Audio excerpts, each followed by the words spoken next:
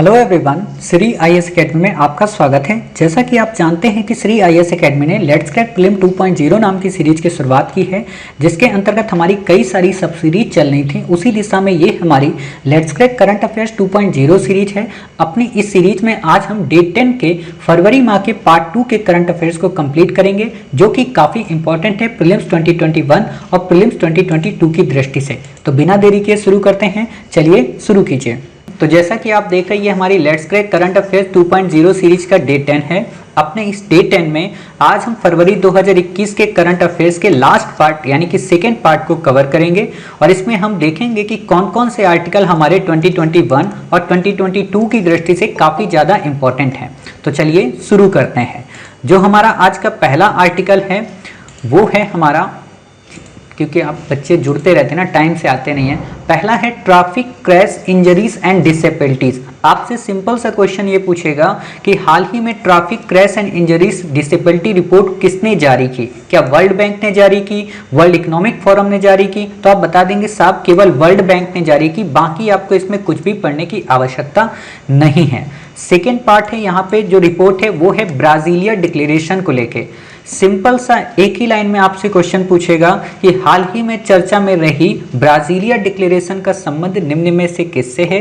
तो आप बताएंगे कि सड़क दुर्घटनाओं को रोकने से संबंधित है ब्राजीलिया डिक्लेरेशन का संबंध। ठीक है, तो आपको बस यहाँ पे इतना ही याद रखना है।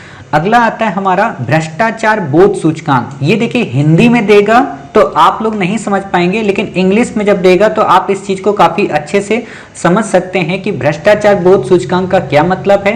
पूरा नाम है इसका करप्शन परसेप्शन इंडेक्स, अर्थात आपको दे देगा हाल ही में चर्चा में रहा करप्शन परसेप्शन इंडेक्स किसके द्वारा जारी किया गया? तो आप बताएंगे ट्रांसपेरेंसी इंटरनेशनल के द्वारा। अब प्रश्न उठता है कि ट्रांसपेरेंसी इंटरनेशनल क्या है? ये एक तरीके का थिंक टैंक है या कहें एक तरीके का एनजीओ है, अर्थात ये गवर्नमेंट की बॉडी नहीं है, तो इसलिए हम कहेंगे नॉट फॉर प्रॉफिट है। ठीक है, इतनी बातें क्लियर हो गई।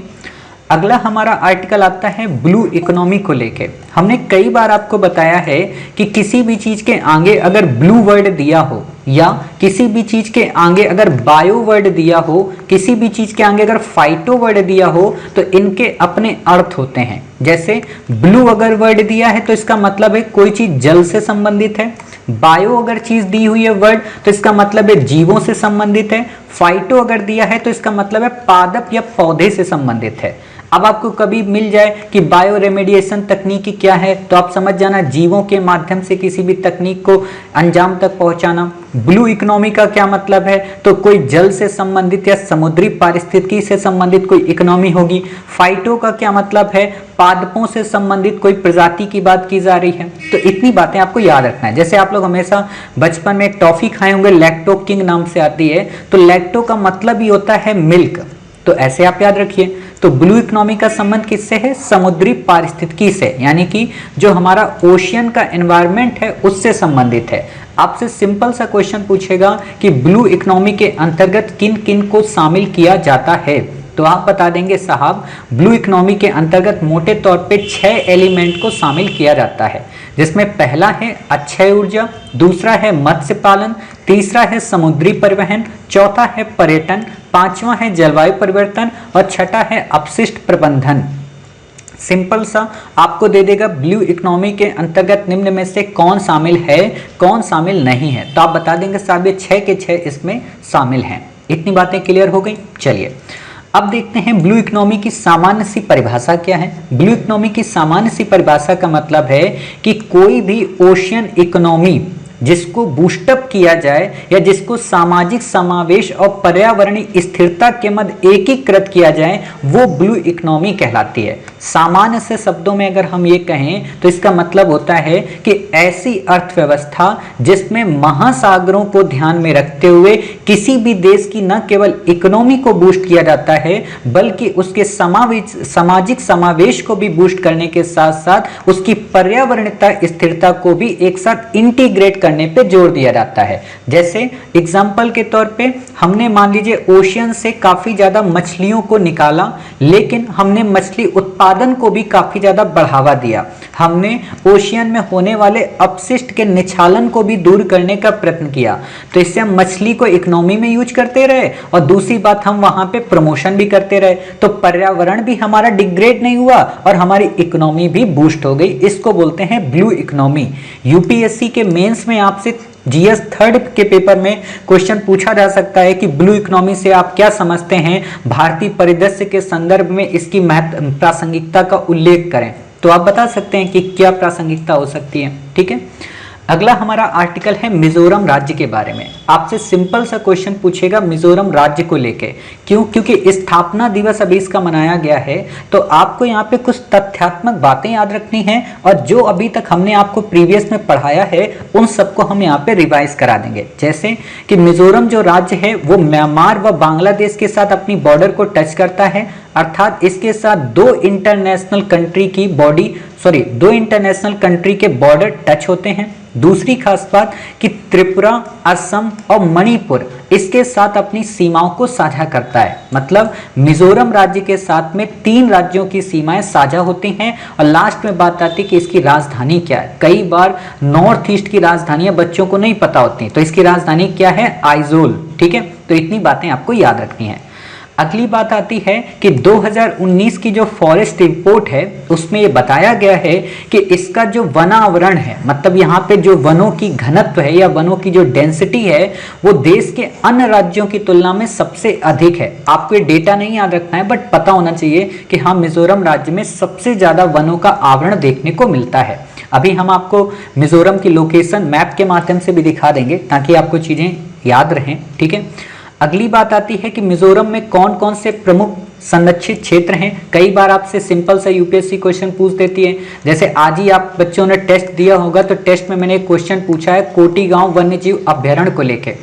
तो कोटी गांव वन्यजीव अभ्यारण्य को लेके क्वेश्चन पूछा है, तो आपसे ये क्वेश्चन पूछा जा सकता है कि डम्फा टाइगर रिजर्व कहाँ पे है, मुरलेन राष्ट्रीय उद्यान कहाँ पे है, फवंगपुई कहाँ पे है, नेगेंगपुई कहाँ पे, तवी कहाँ पे। हालांकि ये 4 के 4 तो इंपॉर्टेंट नहीं है, ये 4 आपको नहीं याद रखते हैं, केवल डम्फा टाइगर रिजर्व आपको याद रखना है कि डम्फा टाइगर रिजर्व मिजोरम राज्य में स्थित है। ठीक है, बाकी आपको ये नहीं याद रखते हैं।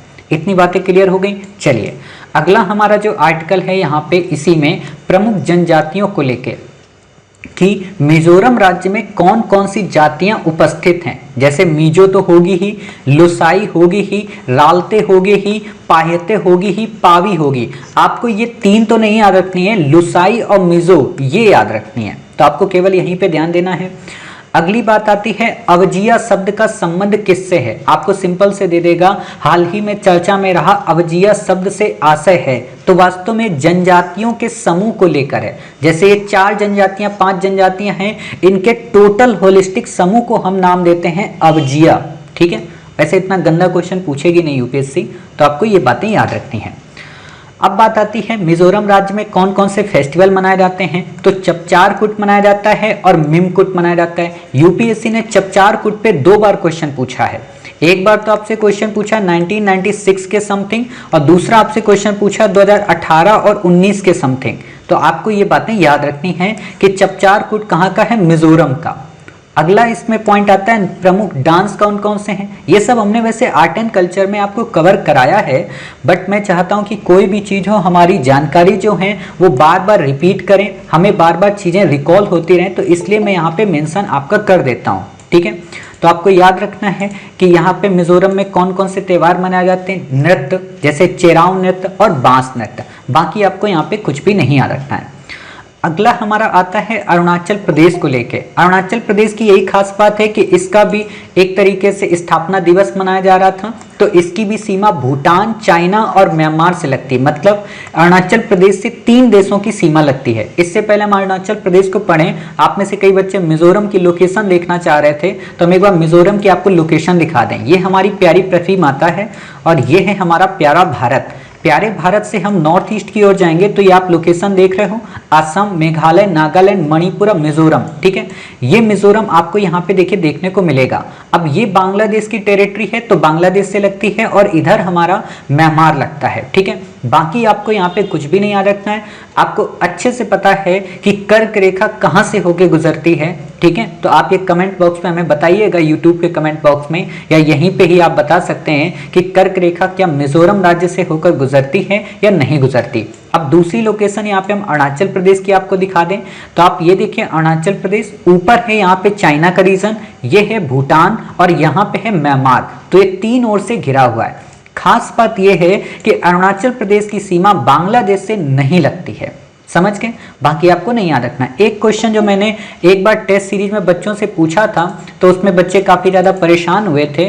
वो क्वेश्चन क्या था? वो क्वेश्चन ये था कि जो त्रिपुरा है, क्या वो तीन ओर से किसी इंटरनेशनल बॉडी से घिरा हुआ है? तो बिल्कुल, त्रिपुरा जो राज्य है वो बांग्लादेश जैसे कंट्री से तीन ओर से घिरा हुआ है। ठीक है, तो इतनी बातें आप समझ गए। चलिए अब हम अपनी क्लास की दूसरी बात यहाँ पे देखते हैं, अरुणाचल प्रदेश को लेके। इसकी राजधानी है ईटानगर। यहाँ पे दिहांग दिबांग बायोस्फीयर रिजर्व है। यूपीएससी ने कई बार क्वेश्चन आपसे पूछा है कि दिहांग दिबांग बायोस्फीयर रिजर्व कहाँ पे है, और आपको ये भी पता होना चाहिए कि जब आप ब्रह्मपुत्र की ट्रिब्यूटरी पढ़ते हैं तो वहां पे भी आपको यही रिवर देखने को मिलते हैं। ठीक है, तो जब हम आपको ज्योग्राफी इंडियन कवर कराएंगे, कल या परसों में ज्योग्राफी कराएंगे और कल या परसों में खत्म हो जाएगी पूरी, तो वहां पे हम आपको पूरी की पूरी ट्रिब्यूटरी, चाहे गोदावरी की हो, कृष्णा की हो, कावेरी की हो या ब्रह्मपुत्र की, क्योंकि इनसे यूपीएससी हर बार एक ना एक क्वेश्चन आपसे पूछती ही रहती है। ठीक है, अगला इंपॉर्टेंट है यहाँ पे कि अरुणाचल प्रदेश में कौन कौन से प्रोटेक्टेड एरिया हैं या कौन कौन से नेशनल पार्क हैं, कौन कौन से वाइल्ड लाइफ सेंचुरी हैं। तो इसमें है नामदफा राष्ट्रीय उद्यान, मॉलिंग नेशनल पार्क, सेसा आर्किड अभ्यारण्य। इसमें केवल आपको ये दो याद रखने हैं, सेसा आर्किड और नामदफा राष्ट्रीय उद्यान को लेके।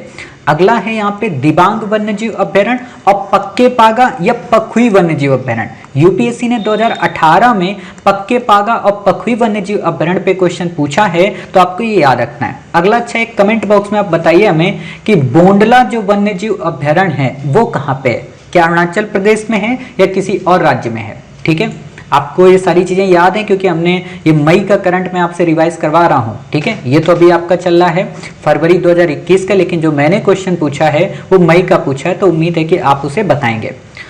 फिर बात आती है यहाँ पे कौन कौन सी ट्राइब है, तो यहाँ पे मोनपा है, निशी है, आपातानी है, नोक्टे है, शेर डुकपेन है। तो आपको ना तो शेर डुकपेन याद रखना, ना नोक्टे याद रखना, ना निशी याद रखना है, केवल मोनपा और आपातानी याद रखना है, क्योंकि आपातानी करंट अफेयर्स में 2018 से चर्चा में है। तो मे भी आपसे कभी भी क्वेश्चन पूछा जा सकता है कि आपातानी समुदाय का संबंध निम्न में से कहाँ से है, तो आप बता देंगे कि अरुणाचल प्रदेश से है। अगला हमारा जो आर्टिकल है वो है नवलेखा प्रौद्योगिकी। नवलेखा, लेखा का मतलब क्या होता है? लिखावट। नव का मतलब नई लिखावट, अर्थात कोई भी चीज होगी लेकिन होगी ये एजुकेशन से रिलेटेड। ठीक है, तो हमें इसको याद रखना है। तो इसको हम कैसे याद रखेंगे, एक मिनट, हाँ, इसको हम कैसे याद रखेंगे तो मैं आपको बताता हूँ यहाँ पे।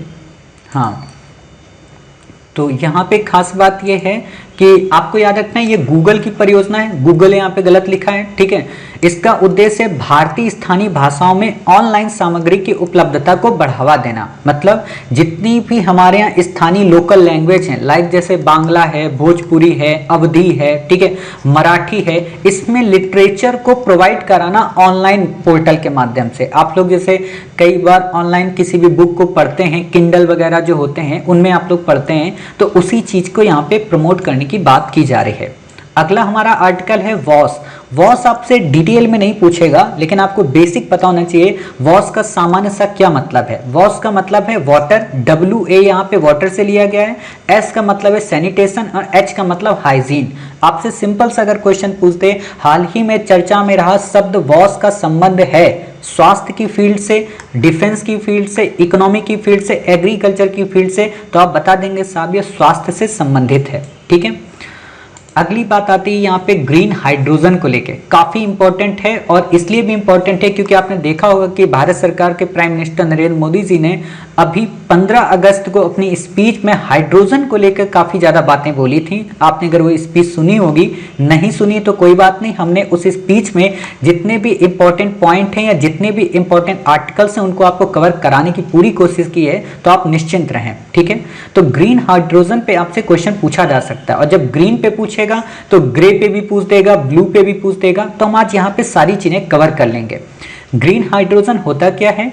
इसका उत्पादन अक्षय ऊर्जा एवं इलेक्ट्रोलिसिस, इलेक्ट्रोलिसिस का मतलब होता है कि जब हम जल को कई पार्ट्स में डिवाइड करते हैं। अब ये एक केमिस्ट्री का प्रोसेस होता है, तो आपको मैं डिवाइड करके तो नहीं दिखाने वाला कि जल को कैसे डिवाइड करेंगे, कैसे उसको ब्रेक डाउन करेंगे, बट आपको ये पता होना चाहिए कि इलेक्ट्रोलिसिस प्रक्रिया और अक्षय ऊर्जा के समन्वय से ग्रीन हाइड्रोजन को हम एमिट करते हैं या ग्रीन हाइड्रोजन को हम काफी ज्यादा उत्पादित करते हैं, तो उसी से संबंधित है ग्रीन हाइड्रोजन। वास्तव में ये ग्रे एवं ब्लू हाइड्रोजन से अलग होता है। प्रश्न उठता है कि ग्रे क्या होता है, ब्लू क्या होता है। अब ब्लू का आपको समझ में आ रहा होगा, पानी से रिलेटेड होगा कुछ ना कुछ, तो वही चीज है यहाँ पे कि ग्रे हाइड्रोजन का उत्पादन मीथेन से होता है और ये वातावरण में ग्रीन हाउस गैसों को उत्सर्जन करती है, अर्थात ये एक तरीके से नुकसानदायक प्रक्रिया है। आपको अगर क्वेश्चन में दे दे कि ग्रीन हाइड्रोजन की अपेक्षाकृत ग्रे हाइड्रोजन काफी अधिक अच्छा है, तो आप कहेंगे नहीं साहब गलत बात, क्योंकि ग्रे हाइड्रोजन तो ग्रीन हाउस गैसों को एमिट करता है, बट ग्रीन हाइड्रोजन जो है वो ग्रीन हाउस गैसेस को एमिट नहीं करता है, ठीक है। अगली बात आती है ब्लू हाइड्रोजन को लेके कि ब्लू हाइड्रोजन क्या होता है। ब्लू हाइड्रोजन को हाइड्रोजन उत्पादन प्रक्रिया के तहत उत्सर्जित गैसों को संरक्षित कर उन्हें भूमिगत रूप से संग्रहित करने के लिए किया जाता है ताकि वह जलवायु परिवर्तन का कारक न बने। अर्थात ब्लू हाइड्रोजन के अंतर्गत हम जितनी भी एमिट होने वाली गैसेस हैं उन सबको भूमि में संग्रहित कर देते हैं। जैसे आपने पढ़ा होगा, जब हमने आपको इन्वायरमेंट पढ़ाई थी तो उसमें हमने आपको पढ़ाया था कार्बन संग्रहण को लेके। कार्बन संग्रहण में मैंने आपको कई पद्धतियां पढ़ाई थी कि मान लीजिए जैसे कोई एक जमीन होती, पहाड़ होता है, तो वहां पे एक कूप बना के, मतलब एक परत नली बना के, और उसमें पूरे के पूरे कार्बन को अंदर भर दिया जाता है, कूड़े कचरे को। बिल्कुल वैसी ही यहाँ पे व्यवस्था की जाती है। बाकी आपको कुछ भी यहाँ पे याद रखने की आवश्यकता नहीं है।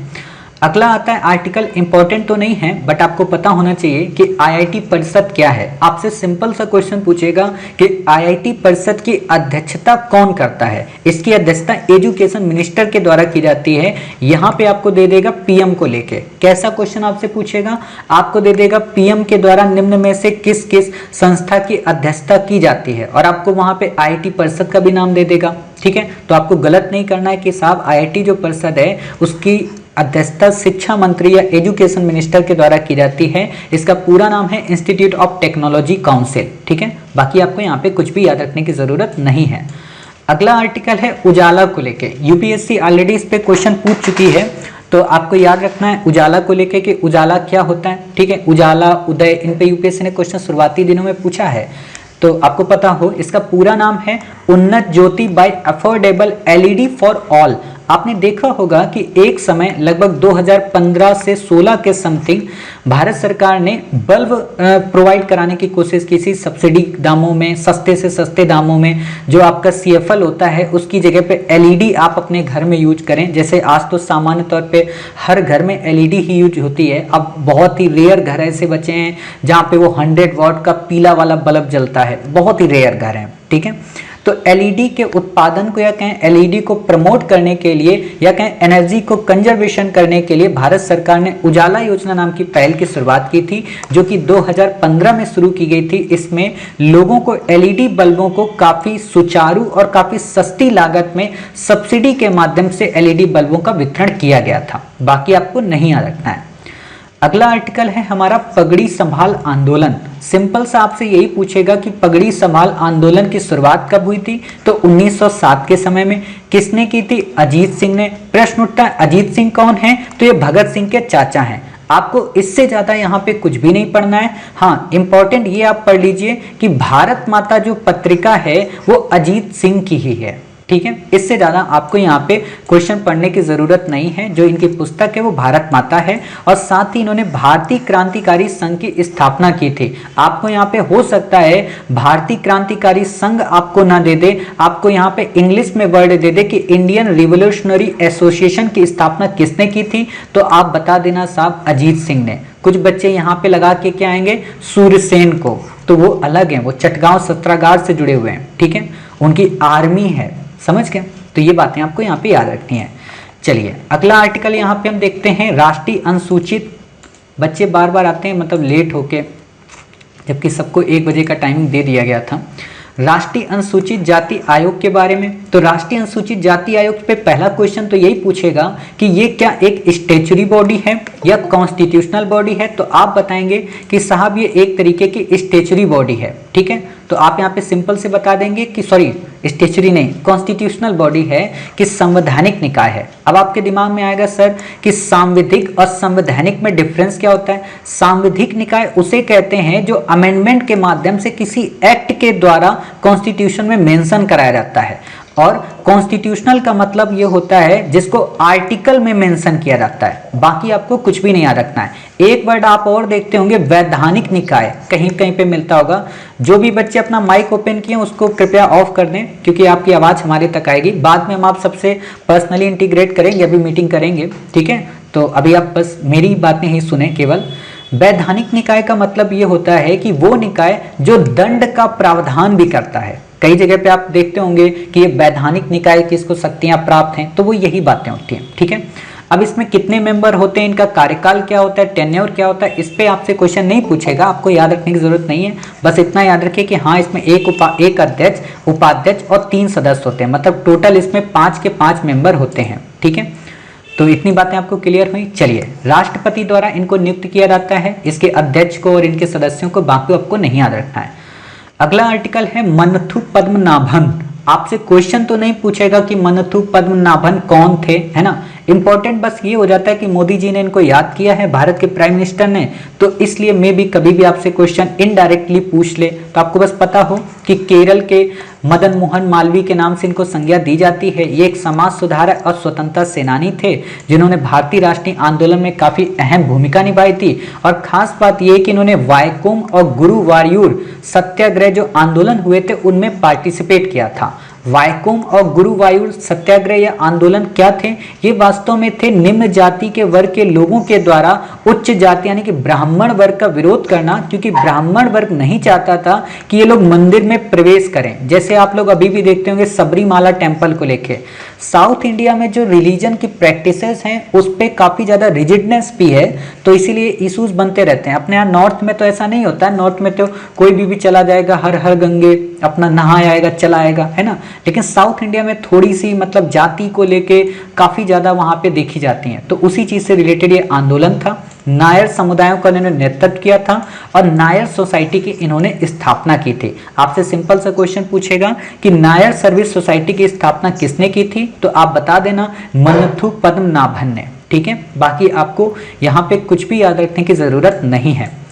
अगला आर्टिकल आता है विदेशी पोर्टफोलियो निवेश। ऑलरेडी मैंने आपको एफपीआई के बारे में और एफडीआई के बारे में, दोनों में क्या डिफरेंस होता है, दोनों में क्या प्रॉफिट होता है, क्या लॉस होता है, अपनी इंडियन इकोनॉमी की लेट्स क्रैक 2.0 सीरीज में कवर कराया है। बट मोटे तौर पे मैं बेसिक में आपको बता देना चाहता हूँ केवल 2 लाइन में कि एफपीआई का मतलब होता है जो किसी भी कंपनी के शेयर खरीदे और शेयरों को बेचे, उस पर इन्वेस्ट करे। एफडीआई का मतलब होता है कि अपनी खुद की दुकान खोले, खुद का अपना बिल्डिंग बनवाए और उस पे लोगों को नौकरी प्रोवाइड कराए। अर्थात एफडीआई एक तरीके की स्थायी होती है और एफपीआई एक तरीके की अस्थायी होती है। एफपीआई में मैंने आपको एग्जांपल दिया था, जैसे आप किसी के यहाँ जाते हैं तो किराए पे मकान लेकर रहते हैं, तो वो एफपीआई हो गई, जब मर्जी आया झोला उठाया चले गए वापस, ठीक है। एफडीआई में क्या है कि आपका अपना खुद का स्थायी मकान होता है, आप उसे इतनी जल्दी नहीं बेच पाते, ठीक है। इतनी बातें क्लियर हो गई। चलिए, इतनी बातें क्लियर होने के बाद अब हमारी बात आती है जूट को लेके। जूट क्या है, आपने फसल हमेशा पढ़ी होंगी नकदी फसलों के बारे में, जिसमें आप कपास पढ़ते हैं, तंबाकू पढ़ते हैं, जूट पढ़ते हैं, रेशम पढ़ते हैं, तो उसी में ये जूट है, ठीक है। जूट की काफ़ी ज़्यादा बोरियां बनती हैं, आप लोगों ने देखा होगा टाट वगैरह बोरी जो होती हैं, आप लोग अभी प्लास्टिक के बोरी देखते होंगे, कट्टे जिनको आप लोग बोलते हो, ठीक है, वैसी ही जूट की होती हैं, जिसमें आप लोगों ने गेहूं वगैरह राशन की दुकान में गए होंगे तो वो जूट की ही बोरियां होती हैं, ठीक है। तो इसकी खास बात क्या है कि इसकी पैदावार के लिए हमें 25 से 35 डिग्री सेल्सियस टेम्परेचर चाहिए, आपको याद नहीं रखना है। वर्षा इसके लिए 150 से 250 सेंटीमीटर चाहिए, याद नहीं रखना है, बस मोटे तौर पे ये दिमाग में रहे कि अच्छा इंडिया का जो पूर्वोत्तर का क्षेत्र है, बांग्लादेश पश्चिम बंगाल का जो क्षेत्र है, वहां पे बारिश इतनी ज्यादा होती है तो इसलिए जूट का उत्पादन वहीं पे होता होगा। अब राजस्थान में तो जूट का उत्पादन हो नहीं सकता है क्योंकि इतनी बारिश वहां पे तो होती नहीं। तो मोटे तौर पे यही थिंकिंग करना है। जब हम आपको मानसून पढ़ाएंगे, इंडियन मानसून, और वहां पे जब फसलों के विविधीकरण को पढ़ाएंगे तो वहां पे हम इसी माध्यम से आपको समझाने की कोशिश करेंगे कि कहां पे ज्यादा वर्षा वाली फसलों को उपजाया जाता है, ठीक है। तो इतनी बातें क्लियर हो गई। फिर बात आती इसके लिए जलोढ़ मृदा की आवश्यकता होती है। जलोढ़ मृदा का मतलब जो हमारे गंगा के मैदान के द्वारा बहा कर लाई गई मृदा है, या जो ब्रह्मपुत्र के द्वारा जो बहा कर मृदा होती है उसको जलोढ़ बोलते हैं, ठीक है। अर्थात इसमें किसी भी प्रकार की काली मिट्टी या लाल मिट्टी या पीली मिट्टी या दोमट मिट्टी, इनका उपयोग नहीं होता। जलोढ़ मृदा का यहाँ पे उपयोग होता है, ठीक है। जलोढ़ और दोमट लगभग सेम होती है, बस थोड़ा सा डिफरेंस होता है, ठीक है। अगली बात आती है यहाँ पे कि भारत जो है वो जूट का सबसे बड़ा उत्पादक क्षेत्र है, देश है, मतलब क्षेत्र का मतलब देश है। भारत में जूट का उत्पादन सबसे अधिक होता है। गोल्डन फाइबर के नाम से इसे जाना जाता है। आपसे सिंपल सा क्वेश्चन पूछा जा सकता है, इसे गोल्डन फाइबर के नाम से जाना जाता है, ये क्या है? तो आप बता देना साहब, जूट है। प्रश्न उठता है कि भारत में जूट उत्पादक राज्य कौन कौन से हैं? आपसे सिंपल सा क्वेश्चन दे देगा, निम्न में से किन किन राज्यों में जूट का उत्पादन होता है? तो आप बता देंगे कि साहब इसमें पश्चिम बंगाल है, बिहार है, उड़ीसा है, असम है, मेघालय है, ये कई सारे स्टेट हैं जहां पे जूट का उत्पादन होता है। आंध्र प्रदेश, ठीक है, मेघालय, त्रिपुरा। तो इतने आपको याद रखने हैं। अब आप यहाँ पे देख सकते हो कहीं पे क्या यूपी का जिक्र आया, कहीं पे क्या राजस्थान का जिक्र आया, कहीं पे साउथ इंडिया के स्टेट का जिक्र आया, केरला तमिलनाडु का तो नहीं आया। तो आपको यही बातें यहाँ पे याद रखनी है, ठीक है। तो इतनी बातें आपको क्लियर हो गई। चलिए, इसके बाद हमारा अगला आर्टिकल आता है इंडिया एनर्जी आउटलुक रिपोर्ट के बारे में। काफी इंपॉर्टेंट रिपोर्ट है, आपसे क्वेश्चन पूछा जा सकता है कि इंडिया एनर्जी आउटलुक रिपोर्ट किसके द्वारा जारी की जाती है? तो इसे इंटरनेशनल एनर्जी एजेंसी के द्वारा जारी किया जाता है। आपसे यहाँ पे क्वेश्चन घुमा देगा कि इंडिया एनर्जी आउटलुक रिपोर्ट को क्या अंतरराष्ट्रीय परमाणु ऊर्जा के द्वारा जारी, एजेंसी के द्वारा जारी किया जाता है? तो बिल्कुल भी नहीं। क्या इसे यूएनईपी के द्वारा जारी किया जाता है? बिल्कुल भी नहीं। क्या इसे FAO के द्वारा जारी किया जाता है? तो बिल्कुल भी नहीं। तो आपको ये चीजें याद रखनी है, ठीक है। तो इतनी चीजें जब आप याद रखेंगे तो आपको चीजें बिल्कुल भी दिक्कत नहीं होगी। जो बच्चे अभी जुड़े हैं उनको परेशान नहीं होना है, ये चीजें आपको रिकॉर्डेड मिल जाएंगी। हमने 13 पेज तक लगभग कवर कर लिया है, अर्थात मोटे तौर पे मैं कहूँ 26 मिनट की क्लास आपकी स्किप हो चुकी है। तो कोई बात नहीं, आप परेशान मत हो, अभी जहां से चल रहा है वहीं से क्लास को शुरू करें, ठीक है। अगली रिपोर्ट इसके द्वारा वर्ल्ड एनर्जी आउटलुक भी जारी की जाती है। तो आपको ये दोनों रिपोर्टें याद रखनी है कि आवाज अपनी बंद कीजिए साहब, गौरव जी अपनी आवाज बंद कीजिए। चलिए कोई बात नहीं, ठीक है, बंद कर दिया आपने। इंडिया एनर्जी आउटलुक रिपोर्ट और वर्ल्ड एनर्जी आउटलुक रिपोर्ट, ये दोनों इंटरनेशनल एनर्जी एजेंसी के द्वारा जारी की गई हैं। तो आपको इसे याद रखने की आवश्यकता है। क्लियर इतनी बातें? चलिए, इतनी ही बातें आपको यहाँ पे याद रखना है, बाकी आपको कुछ भी नहीं याद रखना है। ये आपको अच्छे से पता है कि भारत 2017 में इसका एसोसिएट मेंबर बना था। आपको यहाँ पे क्वेश्चन घुमा देगा कि भारत इसका संस्थापक सदस्य, तो नहीं साहब, भारत इसका एसोसिएट मेंबर है, 2017 में बना था। क्यों? क्योंकि 1974 में ऑलरेडी इस संस्था का गठन हो चुका था और ये एक अंतर सरकारी संगठन है। अंतर सरकारी के बारे में मैंने आपको बताया है कि जिसमें गवर्नमेंट पार्टिसिपेट करती है। मान लीजिए अमेरिका आ गया, रशिया आ गया, चाइना आ गया, तो वो लोग पार्टिसिपेट करते हैं। उस बॉडी को हम बोलते हैं कि वो अंतर सरकारी संगठन है, ठीक है। अगला यहाँ पे है हमारा आर्टिकल स्फूर्ति को लेके। आपसे सिंपल सा क्वेश्चन पूछा जाएगा, हाल ही में चर्चा में रहा स्फूर्ति का संबंध किससे? तो मैं यहाँ पे आपको एक थोड़ी सी ट्रिक बताना चाहता हूँ। 2017 में जब मैं बच्चों को करंट अफेयर्स पढ़ा रहा था तो वहां पे स्फूर्ति का मतलब ये भी था रेलों की स्पीड को बढ़ावा देने के लिए, ठीक है। तो एक स्फूर्ति इससे संबंधित है, दूसरा स्फूर्ति है एमएसएमई सेक्टर से। अगर आपको इन दोनों में से कोई एक ऑप्शन दे तो आप उसी में टिक कर देना। 99% चांस ये है कि आपको अगर पूछेगा तो एमएसएमई सेक्टर के बारे में पूछेगा तो आप इसी को ही टिक करना। जैसे आप पढ़ते होंगे मिशन इंद्रधनुष को लेके और इंद्रधनुष को लेके, है ना, तो दोनों अलग अलग हैं। एक है टीकाकरण से संबंधित और दूसरा आपका किससे रिलेटेड है, आपका रेलवे से संबंधित। तो आपको ये याद रखना है, इन्वायरमेंट से रिलेटेड, मतलब बहुत सारे प्रोग्राम बन जाते हैं वहाँ पे। तो आपको जो मोटे तौर पे पूछा जाएगा वो यही पूछा जाएगा, टीकाकरण से रिलेटेड। हम आपको अगले मार्च के करंट अफेयर्स में उसे कवर कराएंगे। बाकी आपको यहाँ नहीं याद रखना है, इस पूर्ति का पूरा नाम है scheme of fund for regeneration of traditional industries. ठीक है, चलिए अगली बात आती है पशुपालन को लेकर। पशुपालन के बारे में आपसे ज़्यादा डिटेल में क्वेश्चन नहीं पूछेगा, बट आपको पता होना चाहिए कि इंडिया में वर्ल्ड का सबसे अधिक पशुधन है। पशुधन का मतलब जानवर है। आप देखते होंगे आए दिन आपको सड़क पे कोई ना कोई मिल ही जाता होगा टहलता हुआ। ठीक है, 20वीं पशुधन जनगणना में देखा गया है कि हमारे यहाँ जो पशु हैं उनकी संख्या में बढ़ोतरी हुई है। यहीं पे क्वेश्चन आपको घुमाता है। कुछ बच्चे सोचते हैं कि ऐसे क्वेश्चन बजट में आते हैं, बिल्कुल भी नहीं। ये बजट का नहीं होता है, ये यहीं का होता है। और आपको दे देगा कि 20वीं पशुधन जनगणना से भारत में पशुओं की संख्या में कमी देखने को मिली है। तो आप बता दोगे अरे प्रभु, वृद्धि देखने को मिली, कमी थोड़ा ना देखने को मिली है। ठीक है, तो इतनी बातें समझ गए। कुछ बच्चे तो सोच रहे होंगे सर अभी तो आप रुक ही नहीं रहे हो। तो ठीक है, चलिए जितनी देर से आप लोग पढ़ रहे हो तो थोड़ा आपको हम रेस्ट देते हैं। अब आपसे थोड़ी बहुत बातें कर लें। कुछ बच्चे पानी आनी भाई पी लें, जो लोग बेचारे थके हुए हैं। तो देखते हैं इसमें क्या है, ब्लैक चेक कंपनी के बारे में। अगला हमारा आर्टिकल है जो वो है blank cheque company. Blank cheque का मतलब क्या होता है?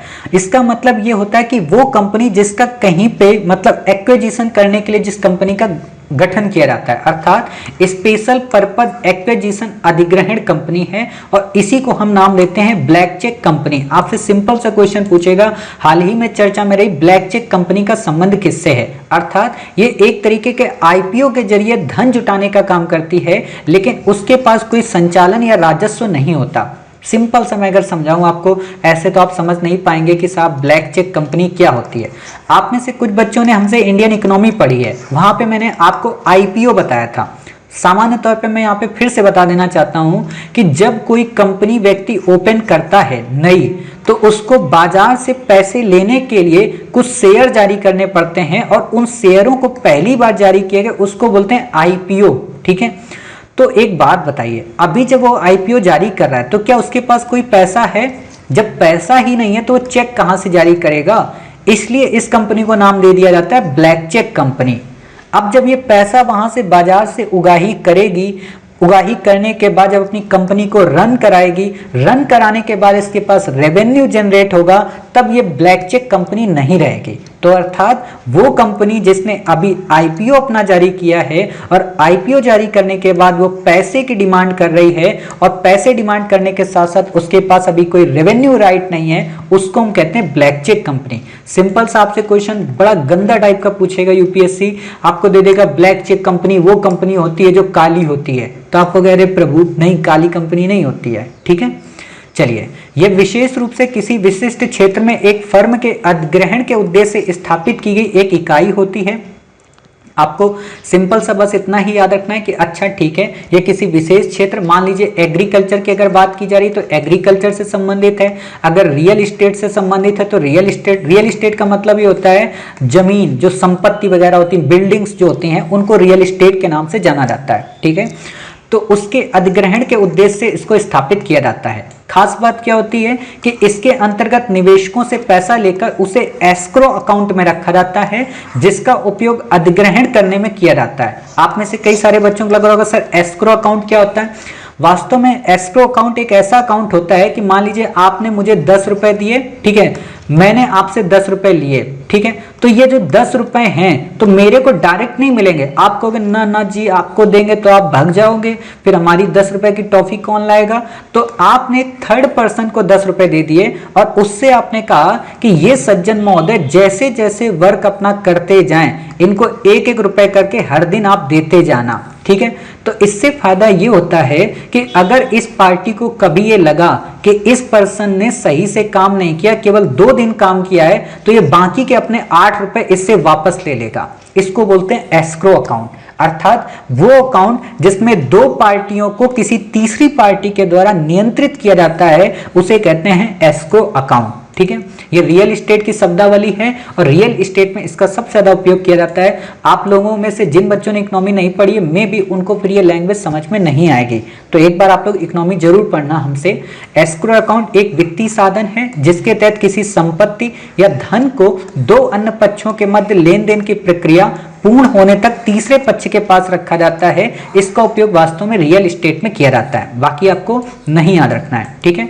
आईपीओ के 2 वर्ष के भीतर अधिग्रहण नहीं किया जाता तो एसपीएसी मतलब स्पेशल पर्पस एक्विजिशन जो काउंसिल है, ठीक है, इसको हटा दिया जाता है एवं धन निवेशकों को लौटा दिया जाता है। अर्थात अगर हमने आईपीओ जारी किया और 2 वर्षों के भीतर अगर उसमें पैसा नहीं आ रहा है तो हम इस एसपीएसी को हटा देंगे और जिन लोगों ने थोड़ा बहुत पैसा जमा किया था उनको वापस रिटर्न कर देंगे। आपसे क्वेश्चन नहीं पूछेगा, आपको याद नहीं रखना है। आप लोगों को लग रहा होगा सर फिर पढ़ाई क्यों, तो पढ़ाई इसलिए दिया क्योंकि एस्क्रो अकाउंट आपके दिमाग में बना रहे, ठीक है। अगला जो है काफी इंपॉर्टेंट है, इसका नाम है उत्पादन लिंक्ड योजना। उत्पादन लिंक्ड योजना का मतलब क्या होता है? उत्पादन लिंक्ड योजना का मतलब होता है कि इस योजना को घरेलू इकाइयों में निर्मित उत्पादों की बिक्री में हो रही वृद्धि पर कंपनियों को प्रोत्साहन प्रदान करने से संबंधित है। अर्थात जो भी हमारी घरेलू इंडस्ट्री है, ठीक है, उनमें जो भी उत्पाद बिक रहे हैं उनको और ज्यादा प्रमोट करने के लिए हम कंपनी को प्रमोशन प्रोवाइड करते हैं। कौन करता है? इंडियन गवर्नमेंट इसमें प्रमोशन प्रोवाइड करती है, ठीक है। तो आपको ये बातें यहाँ पे याद रखनी है, बाकी आपको यहाँ पे कुछ भी याद रखने की जरूरत नहीं है, ठीक है। अगली बात आती है यहाँ पे, इसके तहत विदेशी कंपनियों को भारत में इकाई स्थापित करने के लिए आमंत्रित किया जाता है। मतलब जैसे एफडीआई के अंतर्गत जो कंपनियां आती हैं उनको स्थापित किया जाता है। हालांकि इसका प्राथमिक जो पर्पस होता है वो स्थानीय कंपनियों के कल्याण से संबंधित होता है कि उनको मौजूदा विनिर्माण इकाइयों का विस्तार करने के लिए प्रोत्साहित किया जाए। मैं इसको शॉर्ट में अगर बताना चाहूं तो प्रोडक्ट लिंक्ड इनिशिएटिव वो इनिशिएटिव होता है जिसमें जो घरेलू कंपनियां होती हैं उनको संरक्षण देना, उनके उत्पाद को बढ़ावा देना, उनकी बिक्री को प्रमोट करना, साथ ही जो फॉरेन इन्वेस्टर्स हैं उनको इन कंपनियों के साथ संबद्ध करना और संबद्ध करने के बाद इनकी इकाइयों को एक नया रूप देना। जैसे आपने देखा होगा कि वोडा कंपनी जो थी, वोडाफोन, ठीक है, और एक और कंपनी थी आइडिया।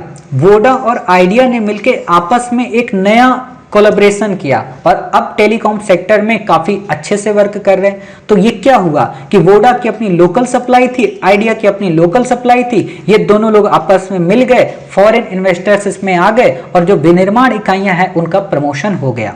तो एज इट इज बिल्कुल आपको यही समझना है, बाकी आपको यहाँ पे कोई भी क्वेश्चन नहीं पूछेगा। अगला आर्टिकल हमारा आता है WTO से रिलेटेड। यूपीएससी ने 2015 में इस पे क्वेश्चन पूछा था और आपसे हमेशा ये चर्चा में रहता है, क्वेश्चन पूछा जा सकता है। जैसे एक बार क्वेश्चन पूछा है ट्रिप्स समझौता किससे संबंधित है, 2018 में ही आया था। आपसे पूछा है पीस क्लॉज का संबंध किससे है, तो WTO से ही है। तो आपको ये पता होना चाहिए कि WTO है क्या। तो 1947 में गाट आया था। गाट का मतलब ये होता है प्रशुल्क एवं व्यापार पर सामान्य समझौता, मतलब general agreement on tariff and trade को लेके। वास्तव में जो गाट था, गाट की एक कमी ये थी, इसको क्यों हटा दिया गया और 1995 में WTO को क्यों गठित किया गया, इसका रीजन ये था कि गाट जो था वो केवल व्यापार को विनियमित करता था। मतलब जो वस्तुओं का ट्रेड होता है केवल उसे प्रमोट करता था और उसे रेगुलेट करता था। ये सर्विस सेक्टर को प्रमोट नहीं करता था, ये पेटेंट राइट को प्रोटेक्ट नहीं करता था, कॉपीराइट को नहीं करता था, ट्रेड को नहीं करता था। मतलब ये जो बड़े बड़े आज हमारे यहाँ नए नए इशू इमर्ज होकर आ रहे हैं उनको फुलफिल करने में गाट असफल था। तो इसीलिए उरुग्वे वार्ता के दौरान WTO का गठन किया गया, अर्थात 1995 के समय। और इंपॉर्टेंट बात यह है कि चाहे गाट हो चाहे WTO हो, भारत इन दोनों का संस्थापक सदस्य है। ठीक है, आपसे सिंपल सा एक लाइन में क्वेश्चन पूछा जा सकता है कि उरुग्वे वार्ता का संबंध निम्न में से किससे है, तो आप बता देंगे साहब WTO से। आपसे क्वेश्चन पूछा जा सकता है ट्रिप्स समझौते का संबंध किससे है, तो आप बता देंगे WTO से। आपसे क्वेश्चन पूछा जा सकता है कि पीस क्लॉज का संबंध किससे है, तो आप बता देंगे WTO से। क्या इंडिया इसका मेंबर है, तो आप कहेंगे बिल्कुल साहब इंडिया इसका मेंबर है। ठीक है। बाकी आपको यहाँ पे कुछ भी याद रखने की जरूरत नहीं है, ये सारी चीजें हमने आपको पढ़ा दी। अब आता है व्यापार चिन्ह क्या होता है। व्यापार चिन्ह का मतलब है जैसे ये श्री आईएएस लिखा हुआ है तो ये लोगो श्री आईएएस का, इसको बोलते हैं ट्रेडमार्क, ठीक है। जैसे आप हमारा आइकन देख रहे होंगे लबासना का, इसको बोलते हैं ट्रेडमार्क, ठीक है। डिजाइन, आविष्कार, जैसे ये मैंने डिजाइनिंग बनाई है तो एक तरीके का डिजाइन की बात यहाँ पे हो गई, ठीक है। तो इतनी बातें आपको यहाँ पे याद रखनी है। इतनी बातें क्लियर हो गई। चलिए, इतनी बातों के बाद बात आती है मराकस समझौते को लेके। आपसे सिंपल सा क्वेश्चन पूछा जा सकता है कि मराकस समझौते का संबंध किससे है, तो आप बताएंगे साहब डब्ल्यूटीओ से संबंधित है। डब्ल्यूटीओ में कितने कंट्री मेंबर हैं, तो आप बताएंगे साहब ईयू के साथ साथ 164 कंट्रीज में मेंबर है। और आपसे ज्यादा नाम नहीं याद रखना है कि इसमें पाकिस्तान है, अफगानिस्तान है, ये कुछ नहीं याद रखना है, ये गंदे क्वेश्चन होते हैं। आपको बस इतना याद रखना है कि अच्छा इंडिया इसका मेंबर है। मराकस समझौता डब्ल्यूटीओ से संबंधित है। पीस क्लॉज संबंधित है, हाँ है। उरुग्वे वार्ता संबंधित है, हाँ है। ट्रिप्स समझौते का संबंध, हाँ है। तो बस आपको इतना मोटे तौर पे याद रखना है, ठीक है। अगली बात आती है यहाँ पे कौन इसका मेंबर नहीं है, तो ईरान, इराक, भूटान और लीबिया, इनको ऑब्जर्वर स्टेटस मिला है। मतलब बेटा तुम लोग आ सकते हो, खाना खा सकते हो, चाय पी सकते हो, वापस घर जा सकते हो, लेकिन तुमको सोने के लिए ना तो होटल मिलेगा ना तो रेस्टोरेंट मिलेगा, केवल जमीन पे बैठ के पल्ली बिछा के आराम से सो जाओ। ये इनके लिए कंडीशन होती है, क्योंकि बड़े मक्कार देश हैं ईरान, इराक, ये लोग मानते ही नहीं है, आतंकवाद को प्रमोट करते रहते हैं, तो इसलिए इनको अवॉइड किया गया है, ठीक है।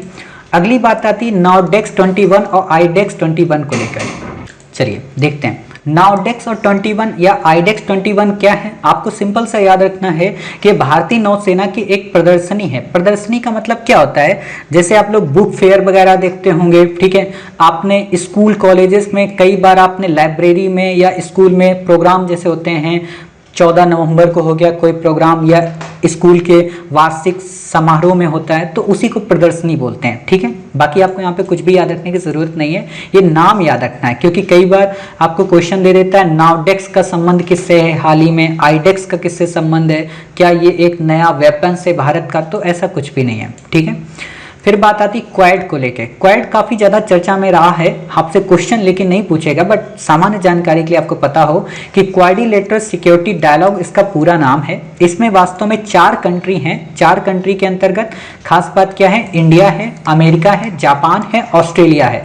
और ये एक तरीके का अनौपचारिक रणनीतिक वार्ता मंच है। इसका पर्पस क्या है कि इंडिया और पैसिफिक ओशियन के क्षेत्र को एक साथ लाना, उसको फ्री रखना, उसमें किसी की भी मोनोपोली स्टैब्लिश ना होने देना। आखिरकार ये इंडिया और प्रशांत क्षेत्र है क्या, मतलब हिंद महासागर और प्रशांत क्षेत्र क्या है, तो आपको यहाँ पे मैं दिखा देता हूँ। जैसे आप ये मैप देख रहे होंगे, ठीक है, तो आपके सामने ये जो है ये पैसिफिक रीजन है, ठीक है। यहाँ पे जापान है आपका, यहाँ पे नीचे ऑस्ट्रेलिया आपको मिल जाएगा, ठीक है, अमेरिका उस तरफ मिल जाएगा इस जगह पे, ठीक। तो ये पैसिफिक रीजन है। हो क्या रहा है यहाँ पे कि इंडिया जब अपने यहाँ से कोई भी माल को भेजता है तो ये साउथ चाइना सी 9 डैश लाइन के अंतर्गत यहाँ पे चाइना इन चीजों को रोक देता है, ब्रेक कर देता है। ये पार्सल आइलैंड, स्प्रॉटली आइलैंड, तो यहाँ पे ब्रेक कर देता है, जिससे भारत को भी दिक्कत होती है और इस मलक्का स्ट्रेट को हम सही से यूटिलाइज भी नहीं कर पाते।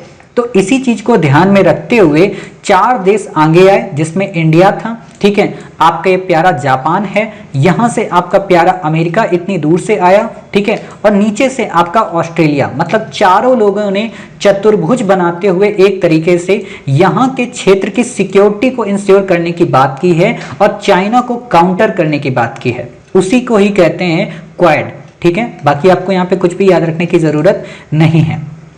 अगली बात आती है मालाबार अभ्यास के बारे में। आपसे क्वेश्चन नहीं पूछेगा कि मालाबार अभ्यास क्या है, क्योंकि ये एक्सरसाइज को लेके यूपीएससी क्वेश्चन नहीं पूछती है, ठीक है। अगला आर्टिकल काफी इंपॉर्टेंट है, यूपीएससी ने 2 से 3 बार क्वेश्चन पूछा है कि संयुक्त व्यापक कार्यवाही योजना का संबंध किससे है। आपको हिंदी में भी देता है, इंग्लिश में भी देता है, तो मैं भी आप क्वेश्चन याद रखना इंग्लिश में कि joint comprehensive plan of action का संबंध किससे है। ये वास्तव में ईरान का जो न्यूक्लियर पावर प्लांट है या ईरान का जो परमाणु समझौता है उससे संबंधित है, और आपको यही लाइन हमेशा दे देगा, ठीक है। तो आपको इसी को याद रखना है। दूसरी बात आपको मैं बता दूं कि अभी यूपीएससी ने थोड़ा डेप्थ में क्वेश्चन पूछा था इसी के अगले चरण को, ठीक है, IAEA को लेकर, ठीक है। मैंने आपको पढ़ाया था कि अंतरराष्ट्रीय परमाणु ऊर्जा एजेंसी क्या है, तो उसी से संबंधित यहाँ पे जानकारी है। तो संयुक्त व्यापक कार्रवाई योजना आपको बस एक लाइन में याद रखना है कि ईरान परमाणु समझौते से संबंधित है और अंतरराष्ट्रीय जो परमाणु ऊर्जा एजेंसी है वो 1957 में गठित की गई थी। एटम्स ऑफ पीस के नाम से इसे जाना जाता है। 2005 में इसे शांति का नोबेल पीस प्राइज भी मिला था। ठीक है, अब आप बता सकते हो इंडिया इसका मेंबर होगा कि नहीं होगा। सिंपल सी बात है, इंडिया इसका मेंबर होगा। ठीक है, तो इतनी बातें आपको याद रखनी है यहाँ पे। भारत मालदीव और भारत मॉरिशस, इनकी लोकेशन काफी ज्यादा इंपॉर्टेंट है, चर्चा में रहे हैं, तो हम आपको इनकी एक बार लोकेशन दिखा देते हैं ताकि आपको चीजें याद रहें। ठीक है, तो जैसे आप यहाँ पे ये देखिए, यह है आपका प्यारा भारत और प्यारे भारत के पास यहाँ पे आपको मिलेगा मालदीव। ठीक है, आपको लग रहा होगा सर ऐसा गंदा क्वेश्चन क्यों दिखा रहे हो, इसलिए दिखा रहा हूँ क्योंकि यूपीएससी ने एक बार क्वेश्चन क्या पूछा है कि जावा और सुमात्रा नजदीक में है, श्रीलंका नजदीक में है कि मालदीव नजदीक में है, तो आपसे ऐसा क्वेश्चन पूछा जा सकता है। आपको लोकेशन दे देगा, सामने यहाँ पे आपको दे देगा सुकोत्रा आइलैंड के बारे में और आपको यहाँ पे दे देगा मालदीव के बारे में और फिर आपसे पूछेगा। और आपको पता होना चाहिए भी कोरोना के सेकेंड वेव के टाइम पीरियड पे मालदीव चर्चा में रहा था, क्योंकि जहां देश में लोग कोरोना से पीड़ित थे वहीं पे कई सारे सेलिब्रिटी बीच के किनारे फोटो भेज रहे थे इंडिया वालों को, है ना, तो इसलिए चर्चा में रहा था। तो आपको ये मालदीव की लोकेशन याद रखनी है, हिंद महासागर में है। साथ ही सेशल्स आइलैंड आपको याद रखना है, हिंद महासागर में है। इसको चागोस आर्कीपीलगो बोलते हैं। आर्कीपीलगो का मतलब ये होता है कि आइलैंड्स का ग्रुप या कहें ग्रुप ऑफ आइलैंड। ठीक है, साथ ही यहाँ पे कई और छोटे छोटे आइलैंड है, जैसे मॉरिशस है, रियूनियन है, आपको ये भी याद रखना है, कोमोरस है, माइटे है। ठीक है, ये सब कहाँ पे, इंडियन ओशियन में। कई बार क्वेश्चन सिंपल सा आपसे आइलैंड को लेकर आ सकता है, किस सी में है मैचिंग करने को, तो आप बता देना। बाकी आपको यहाँ पे कुछ भी याद रखने की जरूरत नहीं है। ठीक है, चलिए इतनी बातें आपकी क्लियर हो गई। अब देखते हैं, रियूनियन आइलैंड आपका हो गया। बात आती है सेनकाकू द्वीप के बारे में। सेनकाकू द्वीप कहाँ पे, जापान व चाइना के मध्य इशू है, पूर्वी चीन सागर में। ठीक है, आपसे सिंपल सा क्वेश्चन दे देगा सेनकाकू द्वीप का संबंध प्रशांत महासागर से है, तो गलत हो जाएगा। तो एक बार हम आपको सेनकाकू भी दिखा देते हैं लोकेशन। ठीक है, तो सेनकाकू आपका आइलैंड, वैसे मैंने आपको एक बार इसको दिखाया है सेनकाकू आइलैंड को लेके, बट मैं फिर से आपको एक बार सेनकाकू दिखा देता हूँ। ठीक है, ताकि आपको चीज़ें याद रहें। सेनकाकू बे तो यहाँ पे दिया है, चलो हो सकता है यहीं पे मिल जाएगा सेनकाकू बे के पास, क्योंकि ये एक ऐसा आइलैंड है यहाँ पे, ये देखिए। ठीक है, ये आइलैंड ही है, मतलब बे के बारे में तो हमें नहीं देखना है, मतलब बे का मतलब खाड़ी। ठीक है, सेनकाकू बे, तो ये आइलैंड है। खास बात क्या है यहाँ पे कि यहाँ पे सबसे ज़्यादा ये सेनकाकू जापान में क्यों निकल आया, सी ऑफ जापान नहीं है ये, हाँ पूर्वी सागर, ईस्ट चाइना, ईस्ट सी है। तो यहाँ पे सेनकाकू जो आइलैंड है, यहाँ पे जैसे आप लोग आईपैड, आईफोन या जितना भी आप लोग ये यूज करते हैं महंगा वाला फोन, इनमें जो मटेरियल का यूज किया जाता है जिससे बनाए जाते हैं फोन, वास्तव में वो यहाँ पे सबसे ज्यादा प्राप्त हुए, उनकी खनन यहाँ पे प्राप्त हुई, खान। तो इसी को लेकर चाइना भी दावा कर रहा है और जापान भी कर रहा है। तो बाकी हमें इस पे ज़्यादा डिटेल में नहीं जाना है, अपना नहीं है, तो बस इतना याद रखना कि हाँ सेनकाकू आइलैंड कहाँ पे, जापान के पास में है। बाकी हमें कुछ भी नहीं याद रखना है। ठीक है, चलिए इतनी बातें क्लियर होने के बाद FATF मोस्ट इंपॉर्टेंट बॉडी है। आपसे क्वेश्चन इस बार जरूर पूछा जा सकता है, चर्चा में रही है। पहला तो क्वेश्चन यही आएगा कि FATF का गठन G20 के देशों ने किया था, तो आप कहोगे नहीं प्रभु, G7 के देशों ने किया था। पूरा नाम क्या है, फाइनेंशियल एक्शन टास्क फोर्स, मतलब कि वित्तीय रूप से एक्शन लेना। अब वित्तीय रूप से किस पे एक्शन लेगा, कोई गंदा काम करता होगा, आतंकवादी संगठन है, आतंकवादी कोई ग्रुप है, कोई मनी लॉन्ड्रिंग की बातें कर रहा, कोई टेरर फंडिंग की बातें कर रहा, तो उन सारी चीजों को रेगुलेट करता है। अर्थात कोई भी देश अगर मनी लॉन्ड्रिंग को प्रमोट करता है, टेरर फंडिंग को प्रमोट करता है, तो उसके खिलाफ एक्शन लिया जाता है FATF के द्वारा। और किन देशों के द्वारा, G7 कंट्री के द्वारा। आपको अच्छे से पता है G7 में क्या इंडिया मेंबर है, नहीं। क्या G7 में रसिया मेंबर है, नहीं। ये दो इंपॉर्टेंट बातें आपको याद रखनी है। ठीक है, तो FATF का क्या मतलब हुआ, financial action task force. Important बात है कि इसमें दो लिस्ट होती हैं। दो लिस्ट का मतलब एक ग्रे लिस्ट होती है, एक ब्लैक लिस्ट होती है। तो इसमें आपने हमेशा सुना होगा कि आज पाकिस्तान को ग्रे लिस्ट में डाला गया है, कल पाकिस्तान को ब्लैक लिस्ट में डाला गया था। तो सामान्य सा क्या मतलब होता है, सामान्य सा मतलब ये होता है कि जिस भी कंट्री को ग्रे लिस्ट में डाला जाता है तो वह देश आतंकवादी फंडिंग एवं मनी लॉन्ड्रिंग पर अंकुश लगाने में विफल रहा है, इसलिए उसको हम ग्रे लिस्ट में डाल देते हैं। आपने देखा होगा इंडिया कहता है अरे भाई पाकिस्तान जब देखो तब आतंकवादियों को फंडिंग देता रहता है, हाफिज सईद को फंडिंग देता है, कभी तालिबान को फंडिंग देता है, तो इसलिए आप इसको ग्रे लिस्ट में डाल दें। और जब वो थोड़ी और मक्कारी करने लगता है, कंट्री नहीं मानता है, तो उसको क्या किया जाता है, ब्लैक लिस्ट में डाला जाता है। अर्थात किसी भी देश को ब्लैक लिस्ट में तब डाला जाता है जब उस देश को इंटरनेशनल वित्तीय संस्थाओं द्वारा वित्तीय सहायता बंद हो जाती है। जैसे आपने देखा होगा कि कई बार IMF के द्वारा पाकिस्तान की फंडिंग रोक दी जाती है, और कई बार आपने देखा होगा IMF जानबूझ के पाकिस्तान को फंड करता है। क्यों? क्योंकि भारत को जलाना होता है उसे। और क्यों IMF करता है? क्योंकि चाइना का ऊपर से प्रेशर होता है, रसिया का, मतलब ये वर्ल्ड डिप्लोमेसी है। जब आपको हम इंटरनेशनल रिलेशन पढ़ाएंगे तो वहां पे हम इन सारी चीजों को आपको कवर कराएंगे। ठीक है, इतनी बातें क्लियर हो गई। तो आप FATF के बारे में समझ के ग्रे और ब्लैक लिस्ट के बारे में। खास बात क्या है कि व्यक्तिगत मामलों को नहीं देखता है। मान लो आपको हमने पैसे दिए 5 रुपए, ठीक है, तो आप फोन करके FATF के मालिक को नहीं बताओगे, G7 कंट्री को, जर्मनी के एंजेला मर्केल को, कि साहब सुनो ना, श्री IAS एकेडमी वाले ने हमसे 5 रुपया ले लिया तो हम चॉकलेट खाने जा रहे थे। तो ऐसा नहीं होगा कि आप मेरे खिलाफ कंप्लेन कराओ, वो फिर मेरे को ब्लैक लिस्ट में डाल दें, है ना, और मेरे घर वाले मुझे पैसा ही ना दें, तो ऐसा भी गड़बड़ हो जाएगा। ठीक है, भारत समेत 39 कंट्री इसके मेंबर हैं। 2 क्षेत्रीय संगठन EU GCC का मतलब gulf cooperation council, most important body, UPSC ने क्वेश्चन पूछा है, हम आपको आगे कभी पढ़ाएंगे। ठीक है, तो 39 कंट्रीज में मेंबर है। भारत 2010 में इसका मेंबर बना था। 2 लिस्ट है, बाकी आपको यहाँ पे कुछ भी याद रखने की जरूरत नहीं है। इतनी बातें क्लियर हो गई। चलिए अगला आता है डिकिन-सोनिया। डिकिन-सोनिया का मतलब ये नहीं कि डिकिन होंगे डिक्की और सोनिया गांधी जी हमारे यहाँ की, बिल्कुल भी नहीं। डिकिन-सोनिया का मतलब है कि ये भीमबेटका से प्राप्त सबसे पुराना जीवाश्म है, मतलब एक छोटा सा कोई जीव मिला है जो भीमबेटका से प्राप्त हुआ है, तो उसी को नाम दिया गया डिकिन-सोनिया। आपसे सिंपल सा क्वेश्चन पूछा जा सकता है, भैया ये माइक अपना बंद कर लो, ठीक है, डिकिन-सोनिया, आपसे सिंपल सा क्वेश्चन पूछा जा सकता है कि हाल ही में चर्चा में रहा डिकिन-सोनिया क्या है। ये एक तरीके का एस्ट्रॉयड है, ये एक तरीके का एंटी बैलिस्टिक मिसाइल सिस्टम है, ये एक तरीके का आप कह सकते हो पादप प्रजाति है, या एक तरीके का जीवाश्म है। तो आप बताएंगे एक तरीके का जीवाश्म है। भीमबेटका क्या? भीमबेटका भारत की नहीं दुनिया की सबसे प्राचीनतम चित्रकला का एक नमूना है। ठीक है, बाकी आपको यहाँ पे कुछ भी याद नहीं रखना है। भीमबेटका गुफा मध्य प्रदेश के रायसेन जिले में है। लाल व सफेद रंग का इसमें प्रयोग किया गया है, नीले रंग का इसमें प्रयोग मिलता नहीं है। ठीक है, तो इतनी बातें आपको याद रखनी है। अगली बात आती है नासा का मंगल 2020। नासा का मंगल 2020 इंपॉर्टेंट क्यों है? क्योंकि अभी हाल ही में जो नासा का परसेवरेंस रोवर है वो उतरा है धरती पे। हाल ही का मतलब ये मत सोचो कि मैं सितंबर में आपको पढ़ा रहा हूं तो अभी उतर गया होगा, ये फरवरी का करंट है, तो फरवरी में ही उतरा होगा। ठीक है, तो मंगल की ग्रह पे उतरा था तो उसी से संबंधित है। आपको सिंपल सा क्वेश्चन पूछेगा परसिवरेंस क्या है, तो आप बता देना नासा का मंगल मिशन है या कहें रोवर है। दूसरी खास बात कि हाल ही में चर्चा में रहा MOXIE, RIMFAX, PIXL, SHERLOC, Mastcam Z and MEDA, इन शब्दावलियों का क्या अर्थ है? तो आप बता देना साहब ये सब की सब अंतरिक्ष प्रौद्योगिकी से संबंधित है।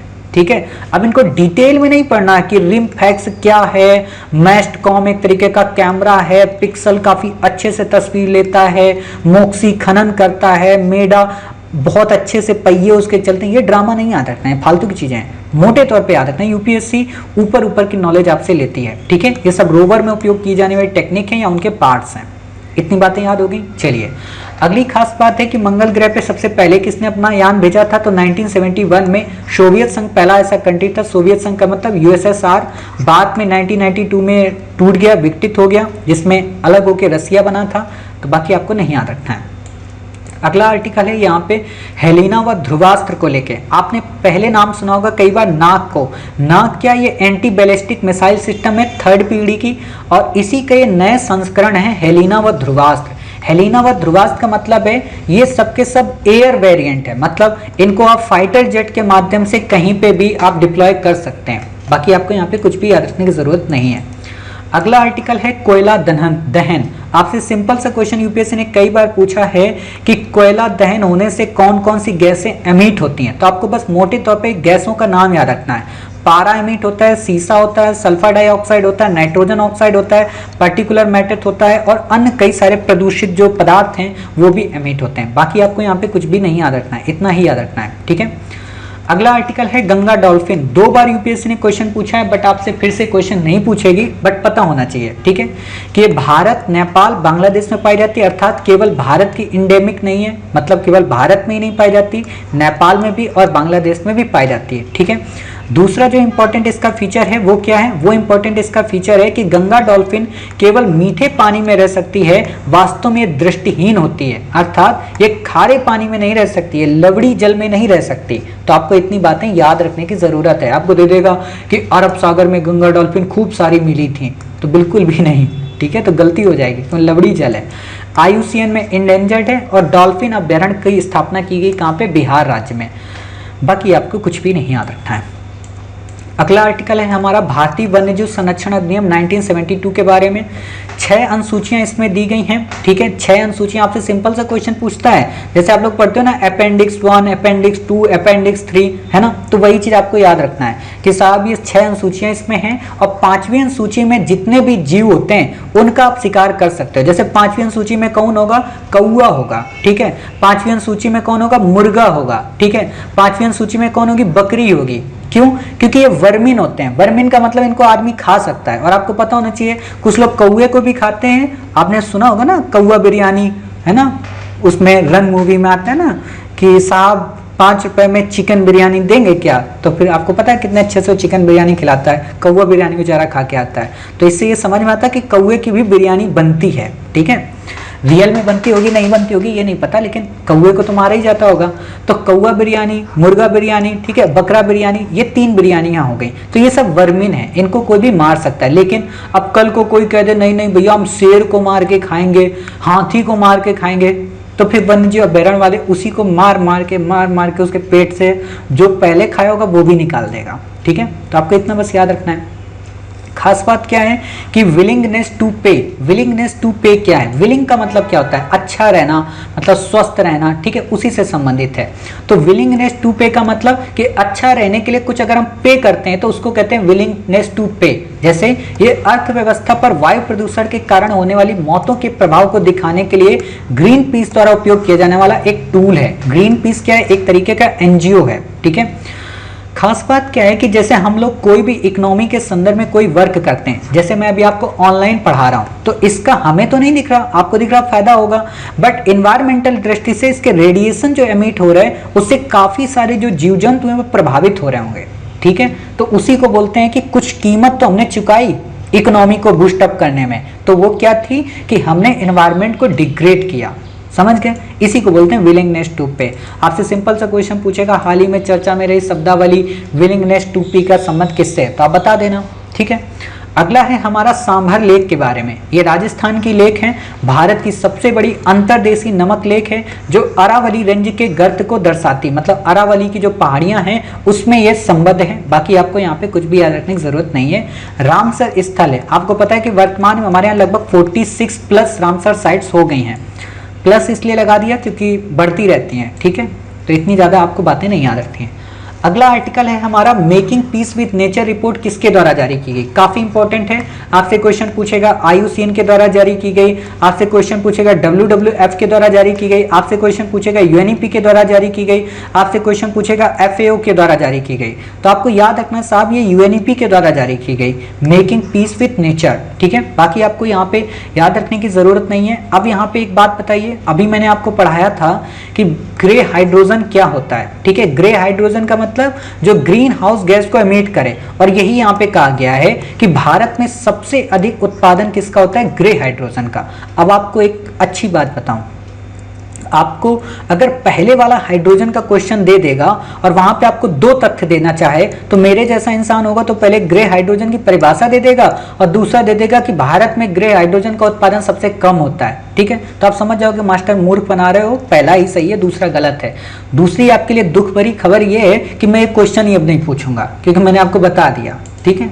आप लोग भी सोचते हो नकल अकल करा दो मास्टर, खैर कोई बात नहीं, इतनी बातें हो गई। चलिए अगला आर्टिकल हमारा आता है, कई बार हमने पढ़ा है, सिदंती उदंती टाइगर रिजर्व। ठीक है, सितांदी उदंती टाइगर रिजर्व कहाँ है? छत्तीसगढ़ राज्य में। आपसे क्वेश्चन नहीं पूछेगा, बस याद रखना है कि हाँ सितांदी उदंती टाइगर रिजर्व कहाँ का है? छत्तीसगढ़ का। अगला इंपॉर्टेंट जो इसमें आपको क्वेश्चन पूछेगा वो पूछेगा अचान कमार कहाँ पे? तो अचान कमार टाइगर रिजर्व ये छत्तीसगढ़ में है। इंद्रावती जो टाइगर रिजर्व है ये भी एक तरीके का छत्तीसगढ़ में है। आपसे यहाँ पे क्वेश्चन घुमा देगा कि क्या आंध्र प्रदेश में? तो नहीं साहब, ये भी एक तरीके का छत्तीसगढ़ में ही है। ठीक है, बाकी आपको नहीं याद रखना है। अगला आर्टिकल है state of India's environment report. India की बात कर रहा है तो इसे कौन जारी करेगा? सीएससी। सीएससी का मतलब centre for science and environment के द्वारा इसे जारी किया गया। इससे ज्यादा आपको कुछ भी नहीं याद रखना है। ठीक है, अगला आर्टिकल है सघन मिशन इंद्रधनुष 3.0। आपसे क्वेश्चन यही पूछेगा कि मिशन इंद्रधनुष का संबंध किससे? तो आप बताना कि 12 जो बीमारियां हैं उनको टीकाकरण से संबंधित है। टीका का मतलब क्या होता है कि इन फ्यूचर में किसी को ये बीमारी ना हो, इससे पहले टीका लगाया जाता है। जैसे आपने देखा होगा बच्चा जब जन्म लेता है, आप भी कहीं लगा होगा, आपको तो खुद का तो याद नहीं होगा, आपके भाई बहन का याद होगा कि जब बेबी जन्म लेता है तो उसमें क्या होता है कि मम्मी बगल के आंगनवाड़ी में वहां पे जाके टीका लगवाती हैं। ठीक है, 2 या 3 टीके 4 टीके लगते हैं, तो उसी से संबंधित है। आपसे सिंपल सा जो क्वेश्चन में भी पूछा जा सकता है वो ये कि मिशन इंद्रधनुष के अंतर्गत कौन कौन सी बीमारियां नहीं शामिल हैं या कौन सी शामिल है। तो आपको 12 की 12 पूरी लिस्ट याद रखनी है। ठीक है, तो याद रखते हैं, पहला डिप्थीरिया, दूसरा काली खांसी, तीसरा टेटनस, चौथा पोलियो। पोलियो तो हमारे यहाँ समाप्त हो गया बट फिर भी टीका लगता है। क्षय रोग मतलब TB, tuberculosis, hepatitis B, meningitis. ठीक है, और फिर आता है pneumonia, haemophilus influenza type B संक्रमण, जापानी इंसेफ्लाइटिस, रोटावायरस वैक्सीन और न्यूमोकोकल कंजुगेट वैक्सीन और खसरा रुबेला। ठीक है, आपको इतनी बातें याद रखनी है। आपको पता होना चाहिए, मैंने आपको न्यूमोकोकल कंजुगेट वैक्सीन यूपीएससी ने क्वेश्चन पूछा था 2020 में और मैंने आपको बैक ईयर में बताया भी था। ठीक है, बाकी आपको फिर से बताएंगे जो चर्चा में रहेगा। क्लियर? चलिए अगला देखते हैं, ख्वाजा मुइनुद्दीन चिश्ती। इनके बारे में डिटेल जानकारी हम आपको पढ़ाएंगे मेडवल इंडिया में, जब भक्ति और सूफी आंदोलन कवर करा रहे होंगे। ठीक है, तब वहां पे कवर कराएंगे। अभी बस यहाँ पे बेसिक है, समझ लो ये मोहम्मद गौरी के समकालीन थे, पृथ्वीराज चौहान के भी समकालीन थे। क्यों? क्योंकि इन्हीं के समय में 1191 का वॉर हुआ था, तराइन का फर्स्ट और सेकेंड वॉर। ठीक है, तो आपको बस इतना याद रखना है। ये राज्य से दूरी रखते थे, मतलब ये राज्य के साथ संलग्न नहीं थे, जैसे चापलूसी नहीं करते थे। जैसे आजकल के आप देखते होंगे ना, कई धर्म के जो पुरोधा लोग हैं वो मोदी जी को बुलाएंगे, है ना, फंक्शन में जाएंगे और बहुत सारी चीजें होती हैं। तो लेकिन ये राज्य से दूरी रखते थे, ये राज्य की किसी भी एक तरीके से इंसेंटिव को या किसी भी प्रकार का दान दक्षिणा नहीं लेते थे और सादा जीवन उच्च विचार रखते थे। लेकिन कई सारे और थे जो इन्हीं के विपरीत थे, वो राज्य से काफी ज्यादा संलग्न होते थे, राज्य से बातें करते थे और उनके हिसाब से नीति नियमों को संचालित करते थे। बट ये ईश्वर की बातें करते थे और बिल्कुल निष्कामी रहते थे कि किस मतलब ही नहीं है, हमें दुनिया क्या करे करने दो। अर्थात ये धर्मनिरपेक्ष आइडियोलॉजी पे आधारित थे। इनके कई सारे शिष्य थे, ख्वाजा बख्तियारुद्दीन बख्तियार काकी, फरीउद्दीन गजे शंकर, निजामुद्दीन औलिया। ठीक है, कल हमने आपसे एक क्वेश्चन पूछा है कि निजामुद्दीन औलिया किनके गुरु थे। ठीक है, नसरुद्दीन चिराग। तो आपको बस इतना याद रखना है। अगला आर्टिकल है थार मरुस्थल। इसमें आपसे क्वेश्चन तो नहीं पूछेगा, बेसिक जानकारी के लिए पता हो कि बरखान और टिब्बा ये जो 2 स्थलाकृतियां बनती हैं ये मरुस्थल से संबंधित हैं। हम आपको जब इंडियन ज्योग्राफी पढ़ाएंगे या वर्ल्ड ज्योग्राफी पढ़ाएंगे तो वहां पे हम आपको ये सारी चीजें कवर कराएंगे। बट आपको बस इतना पता हो कि बरखान या टिब्बा का संबंध किससे है? मरुस्थलीय क्षेत्रों से। ठीक है, प्लाया क्या है? वास्तव में खारे पानी की झीलों में प्लाया की स्थिति देखने को मिलती है। बाकी आपको यहाँ पे कुछ भी नहीं याद रखना है। ठीक है, अगला आर्टिकल है करलापट वन्यजीव अभ्यारण्य। आपसे ये तो नहीं पूछेगा, लेकिन अन्य ओडिशा राज्य में जो भी संरक्षित क्षेत्र हैं उस पे क्वेश्चन पूछा जा सकता है। जैसे क्वेश्चन क्या पूछेगा कि भीतरकनिका राष्ट्रीय उद्यान कहाँ पे है? उड़ीसा में। सिमलीपाल कहाँ पे है? उड़ीसा में। बदरमा कहाँ पे? आपसे नहीं पूछेगा। चिल्का वन्यजीव अभ्यारण्य उड़ीसा में, काफी इंपॉर्टेंट है और ये रामसर साइड भी है, चिल्का लेक। ठीक है, वैशीपल्ली आपसे नहीं पूछेगा, वैशीपल्ली कहाँ पे? कोटगढ़ आपसे नहीं पूछेगा। नंदन कानन काफी इंपॉर्टेंट है, क्वेश्चन पूछा जा सकता है, उड़ीसा राज्य में। लखारी घाटी आपसे नहीं पूछेगा। गाहिर माथा काफी इंपॉर्टेंट है, क्वेश्चन पूछा जा सकता है। अब यहाँ पे थोड़ा सा तथ्य बता दूं कि गाहिर माथा जो वाइल्ड लाइफ सेंचुरी है, यहीं पे ओली रिडले टर्टल्स आते हैं जो IUCN में वल्नरेबल हैं। इन्हीं के द्वारा अर्रीबाड़ा नेशनिंग प्रोग्राम लॉन्च किया जाता है। और ये खास बात क्या है कि न केवल प्रशांत महासागर में मिलते हैं, न केवल हिंद में मिलते, बल्कि अटलांटिक में भी मिलते हैं। और ये न केवल भारत के पूर्वी तट में मिलते हैं, बल्कि पश्चिमी तट में भी मिलते हैं। और एक और खास बात क्या है, बस गर्म पानी में रहते हैं, इससे ज़्यादा आपको याद नहीं रखना है, ठीक है। तो इतनी सारी चीज़ें हमने आपको क्विक एंड फास्ट मोड पे रिवाइज करा दी। अगली बात आती है सेंडस के बारे में। सेंडस क्या है, सॉरी सेंडस या संदेश, ये एक तरीके का मैसेज पोर्टल है, व्हाट्सएप की तरह, भारत सरकार ने बनाया है, बाकी आपको कुछ भी नहीं याद रखना है। अगला आर्टिकल है यहाँ पे सी उलेकैंथ। आपसे क्वेश्चन पूछेगा, हाल ही में चर्चा में रहा सी उलेकैंथ क्या है, तो मछली का एक जीवाश्म मतलब कंकाल तंत्र मिला है, बाकी कुछ नहीं याद रखना है।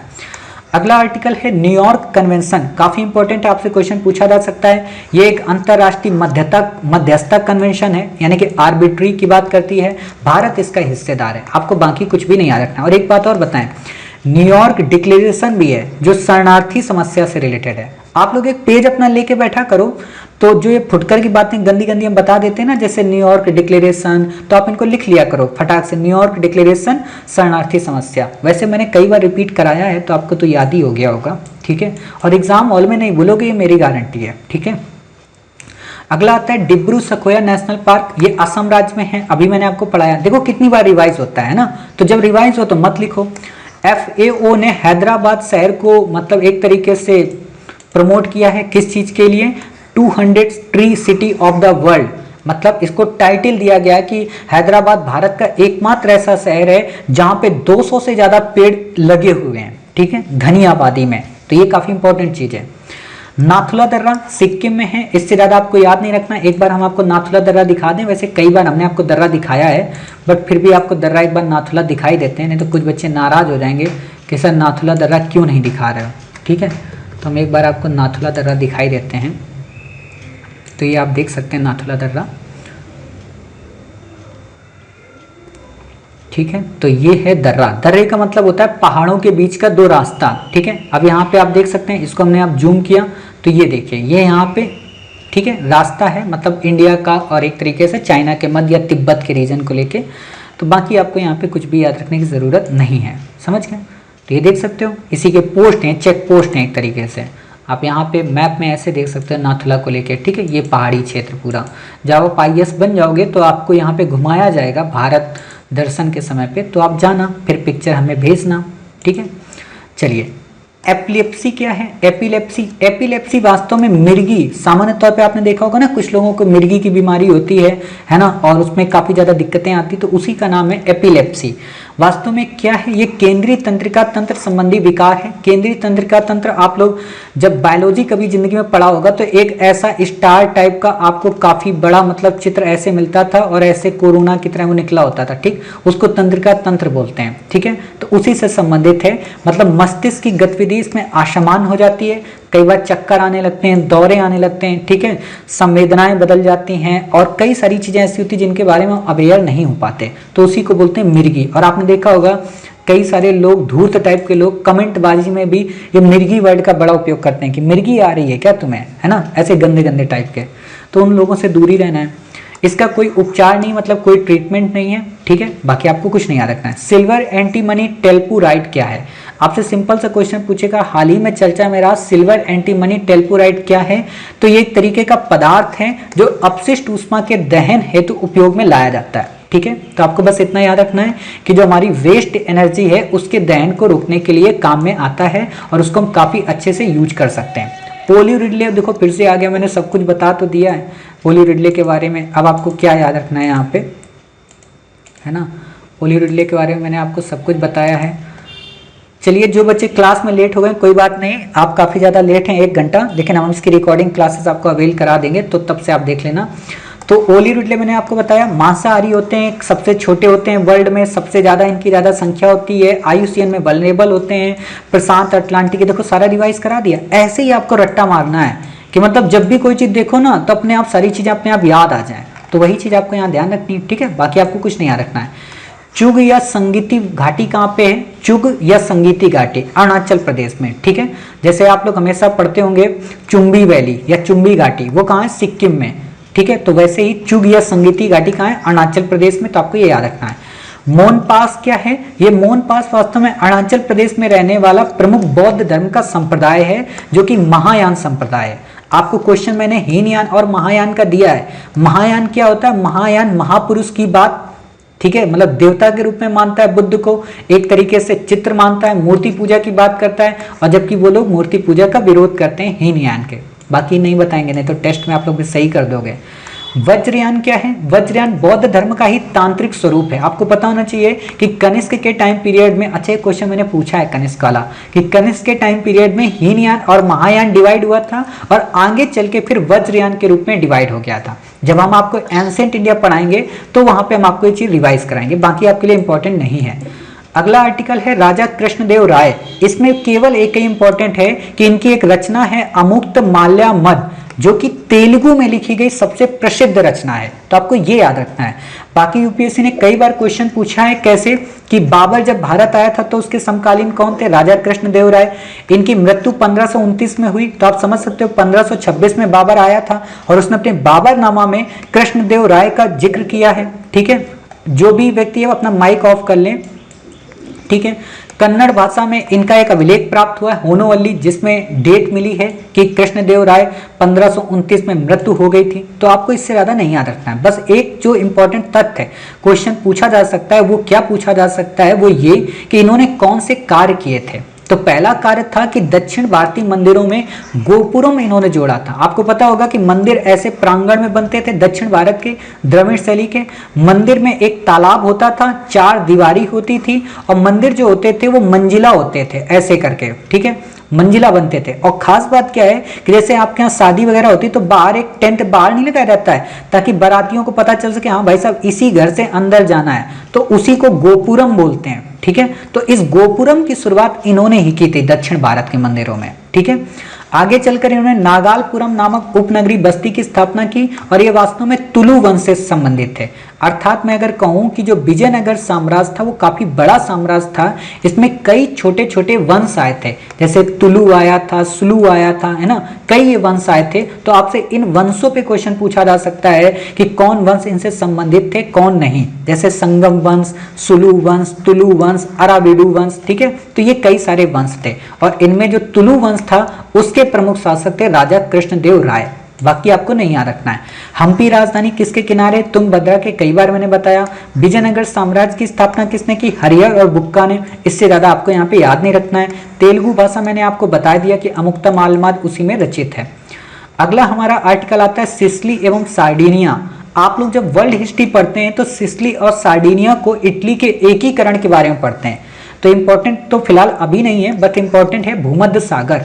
आपसे क्वेश्चन पूछा जा सकता है, तो एक बार हम आपको भूमध्य सागर की लोकेशन दिखा देते हैं ताकि आपको क्वेश्चन याद रहे, किसी प्रकार की कोई दिक्कत ना आए। तो ये जैसे हमारा है प्यारा पृथ्वी, और ये है हमारे मेडिटेरियन सी, और यहाँ पे आप देख रहे हैं ये इटली, ठीक है। और यहाँ पे ये आइलैंड जो है ना सिसिली है, और आपका सार्डिनिया, ये आपका सार्डिनिया है, और ये ऊपर आपका सिसिली है, ठीक है। तो आपको ये यहाँ पे याद रखना है, बाकी आपको यहाँ पे कुछ भी याद रखने की जरूरत नहीं है, ठीक। इंपॉर्टेंट खास बात क्या है वो ये कि भूमध्य सागर से कौन कौन से देश लगते हैं। जैसे कई बार यूपीएससी ने क्वेश्चन यहाँ पे घुमाया है कि जार्डन क्या भूमध्य सागर से लगता है? तो नहीं साहब, जार्डन भूमध्य सागर से तो नहीं लगता है, बट रेड सी से जरूर लगता है, ठीक है। तो इतनी बातें आपको याद रखनी।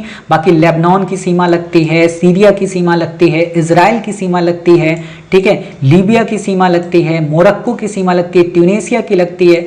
हम आपको एक पूरी लिस्ट प्रोवाइड कराएंगे जब हम आपको इंडियन ज्योग्राफी या वर्ल्ड ज्योग्राफी पढ़ाएंगे, तो सारे सी जितने भी हैं उनसे जो क्वेश्चन आ सकते हैं वो आपको प्रोवाइड कराएंगे, ठीक है।